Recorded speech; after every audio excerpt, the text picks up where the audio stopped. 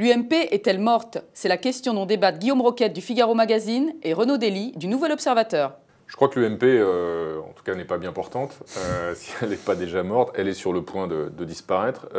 Alors, il y a évidemment cette affaire Big Malion qui est terrible pour sa crédibilité. Il y a cette question de leadership résolue temporairement par ce triumvirat, mais la question va se reposer évidemment rapidement. Mais sur le fond, je pense que l'UMP est en voie de disparition pour une raison simple, c'est que sa nature elle-même a changé. L'UMP, c'était un rassemblement qui était plutôt bien pensé. À l'origine, il faut se souvenir, 2002, Jean-Marie Le Pen au second tour, et un grand parti rassemblant le centre et la droite pour faire face déjà à l'époque à cette menace Le Pen et ensuite derrière rebâtir un grand parti de droite. C'était ça la logique de l'UMP qu'on avait pu voir à l'œuvre d'ailleurs dans d'autres pays européens. Il y avait une inspiration un peu espagnole aussi du Parti conservateur ou d'autres. Cette logique-là de rassemblement, elle a disparu peu à peu, elle s'est effilochée et aujourd'hui on aboutit à quoi? À une logique clanique. Et c'est ce clanisme qui est en train d'exploser autour de Jean-François Copé et de ses quelques amis.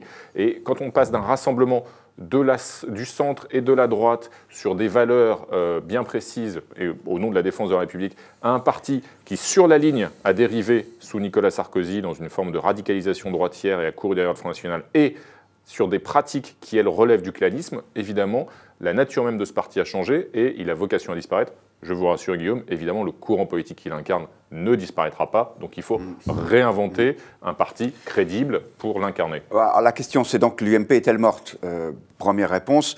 Une autre question, vont-ils la tuer? Eux, c'est le triumvirat qui est à la place du parti. Il ne vous a pas échappé que dans les trois dirigeants transitoires à la tête de l'UMP, il y en a deux qui sont candidats plus ou moins déclarés à la présidentielle de 2017, Alain Juppé et François Fillon. Est-ce qu'ils vont commencer à se mettre en place des stratégies de conquête, de déchirement, de guerre interne? On connaît ça par cœur. Ou alors est-ce qu'ils vont faire alliance contre Nicolas Sarkozy pour l'empêcher de revenir? Il y a 70 scénarios possibles, ils sont tous aussi sombres les uns que les autres. C'est le sport favori de la droite depuis toujours. Là, c'est la guerre interne. Ça, c'est le premier danger. Le deuxième danger, effectivement, c'est celui des idées. Et là, je ne partage pas votre point de vue. Oui, l'UMP, c'est le rassemblement de la droite et du centre. Vous, votre constat, c'est de dire ça n'a pas empêché le Front National de progresser. Moi, ce que je pense, c'est parce qu'il n'y a pas de ligne politique à l'UMP. Il y a cette espèce, effectivement, de rassemblement un peu clanique. Là, je suis d'accord avec vous.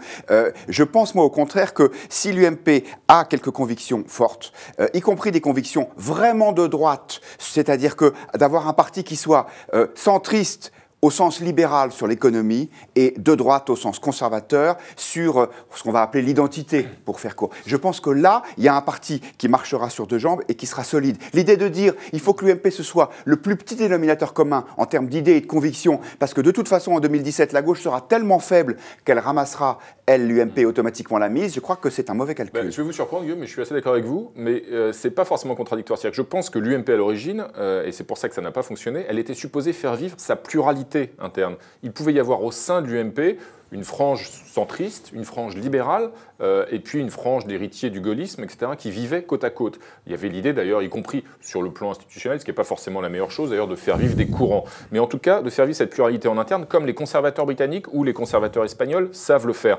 Mais ça n'empêche pas d'incarner une ligne, y compris avec ces sensibilités diverses qui se complètent. Le problème de l'UMP sur le plan politique, pour ce qui est de la ligne, c'est qu'elle a été entraînée par un personnage ô combien charismatique qui est Nicolas Sarkozy, mais qu'elle a été entraînée sur une dérive idéologique qui ne correspondait plus au projet initial et que la tradition bonapartiste de la droite française qui s'est incarnée dans Nicolas Sarkozy, elle a complètement brouillé les repères et les clivages idéologiques de la droite et les valeurs de la droite, ce qui fait que la droite s'est retrouvée depuis déjà pas mal d'années, en gros depuis le discours de Grenoble, le fameux discours de Grenoble de 2010, à la remorque du Front National. C'est le Front National qui donne le ton aujourd'hui, et ça c'est une question que l'UMP, enfin que l'héritier qui va, le parti qui va devoir incarner l'héritage de l'UMP va devoir se poser. C'est là qu'est le fond de notre désaccord. L'UMP n'a pas dérivé vers la droite. La question est de savoir si l'UMP est de droite ou non.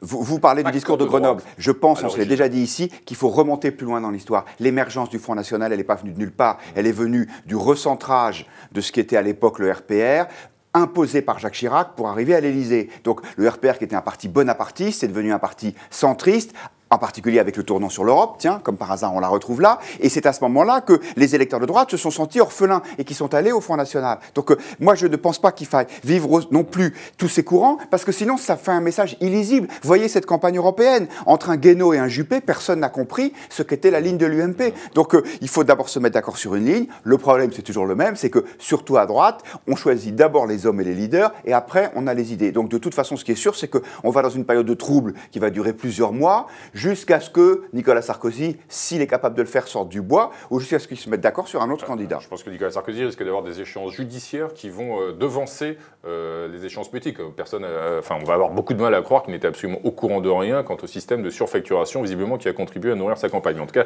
ça on verra, et les épisodes judiciaires à venir répondent à cette question. Ce qui est vrai, c'est qu'il y a un triple problème, un problème de leadership, une question de leadership, une question de cohérence idéologique, une question de ligne, et une question de stratégie, y compris d'abord dans les rapports et dans l'attitude à avoir vis-à-vis du Front National, qui vont se poser. Maintenant, il faut faire attention juste à une chose, c'est que l'UMP ne se contente pas de changer de nom pour cause d'affaires, comme ce fut le cas en grande partie d'ailleurs de la motivation du changement de nom du RPR, parce qu'il y avait les juges à la porte du RPR et que là, il fallait aussi trouver une autre étiquette. Donc ça ne suffira pas à résoudre la crise de l'UMP de la droite française. Oui, vous vous rappelez un souvenir historique avec le RPR, les ennuis judiciaires, oui, il y en a eu. Est-ce qu'ils vont empêcher Nicolas Sarkozy d'appliquer sa stratégie? Peut-être. Ce débat-là, on l'a déjà eu au moins 2 ou 3 fois depuis l'été 2012, à chaque fois qu'il y avait une nouvelle affaire qui sortait. Est-ce que celle-là est plus sérieuse que les autres? Je n'en sais rien. Moi, je n'étais pas dans les comptes. Quand le Front National est à 25%, elle l'est, je pense, Guillaume. Oui, c'est ça le problème, c'est ses conséquences. Oui, c'est vrai, mais c'est justement parce que le Front National est à 25% que la droite a besoin d'un leader suffisamment fort pour pouvoir s'opposer, même de façon charismatique, entre guillemets, à Marine Le Pen, qui, elle, a tous les éléments derrière elle, sa jeunesse, ses succès électoraux, et un parti qui, lui, marche d'un seul pas. Un leader fort et intègre.